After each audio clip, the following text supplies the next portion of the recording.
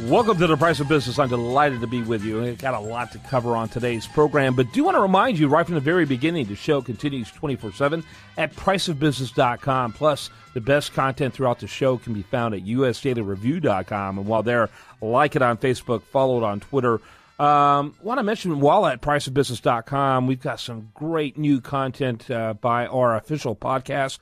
Plus, we've added a brand new podcast program that's an official Price of Business show. It's called the CMO Show. You're going to be learning more about that in the days and weeks to come as we talk about it here on the program. Today's show brought to you in part by our friends over there at Bob Lozer and Taxman Bob, as we call him.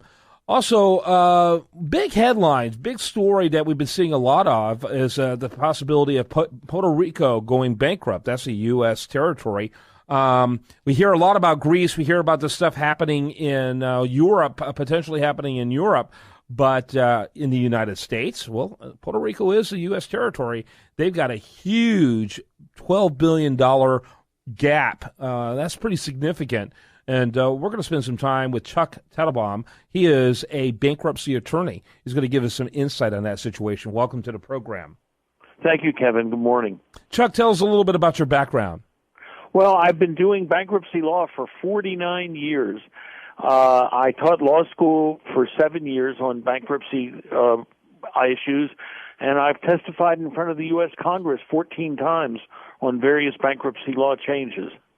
Well, that's a little bit of experience. Before you know it, you won't be practicing law. You'll be perfecting it. Well, I don't think it ever can be perfected. Thanks.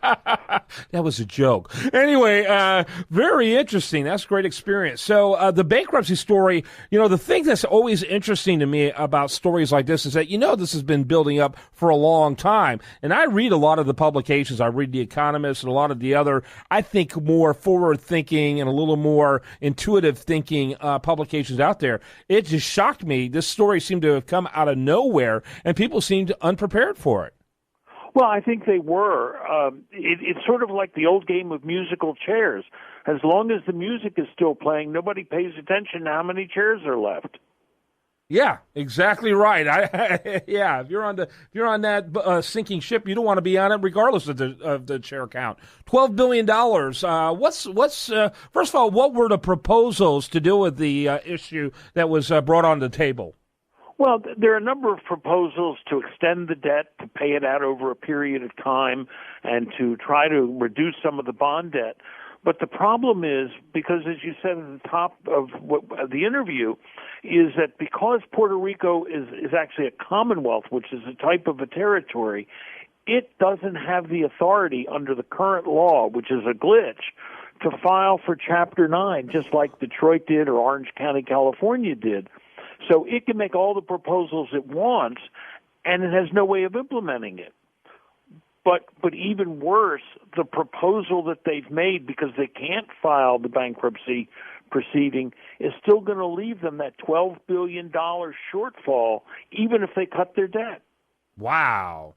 That's incredible. And so it's obviously a very, very challenging situation. What's the most likely proposal?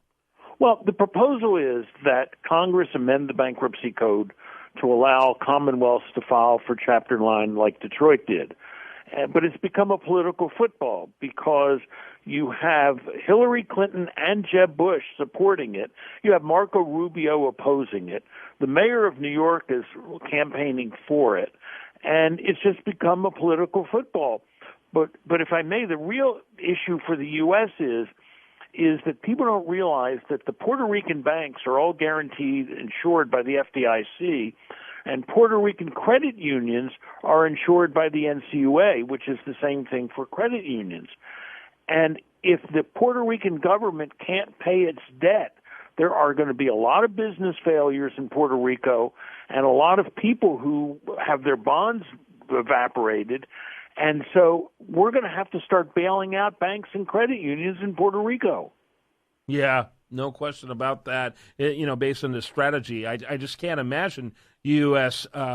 just simply allowing it to go down to, a path of financial ruin and not fulfilling its financial obligations? Is it possible that you begin to see the kind of controls that was historically under the District of Columbia happen on Puerto Rico, where Congress ends up being the ultimate governing body for Puerto Rico?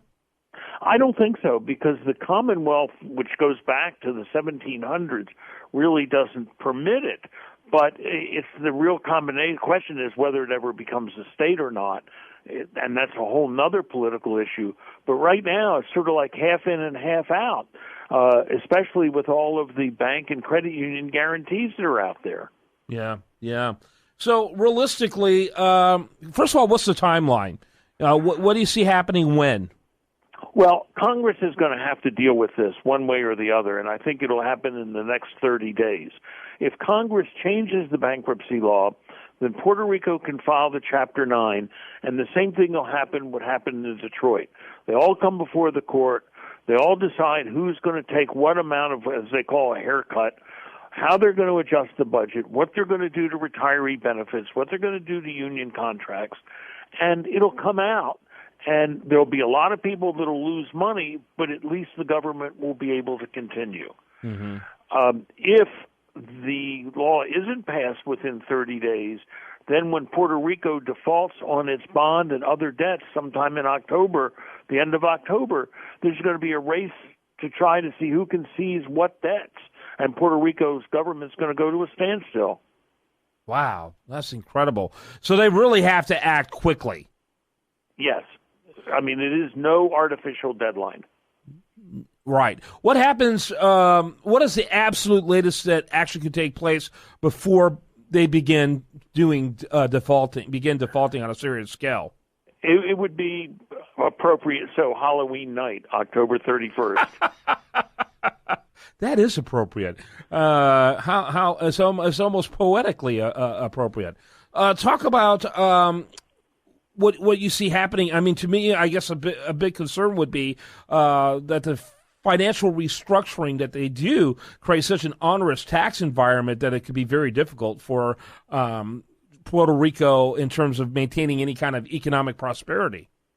Well, that's the problem, because so much of the manufacturing has left the island because older tax incentives for U.S. domestic companies to work in Puerto Rico, especially the drug manufacturers, the prescription manufacturers, have all expired. So you have the brain drain from Puerto Rico, where all of the educated and professional people have left the island, coming to the U.S. because they are U.S. citizens. So the industry is in a spiral there. Kind of proves the old adage that incentives matter, huh? Absolutely. Yeah, we wonder why Maryland lost its top 1% of wealth creators because they decided to excessively tax that group. New York, how many have they lost of their top 10%? Incentives matter. And so I tell you what, I'd rather have wealth creators than lose people just because I get excessive about their wealth, which seems to be the problem of so many governments. Our government, as you probably well know, this is off of your territory, I'm sure, but I mean, our government has created a bizarre national message that other places may be more attractive to do business by the way we do taxes. So it's crazy. Well, I appreciate you coming on and giving us some insight into the situation. Any final thoughts before I let you go? And also, what's your website to get more information? Okay. Well, the website is www.trippscott, TRIPPSCOTT.com. And I think the only insight I can have is that Puerto Rico may be a Commonwealth island, but it affects every taxpayer in the U.S. Oh, that's a good thought. Tripp Scott, that's TRIPPSCOTT.com. Tripp, I appreciate your time. I appreciate, Chuck, your time and giving us information about this very important situation. And don't be surprised if we get back in touch with you once some kind of action's taken place. Be my pleasure. All right. When we come back, much more for you. We want to remind you, best content here can be found over there at usatoreview.com, and this is The Price of Business.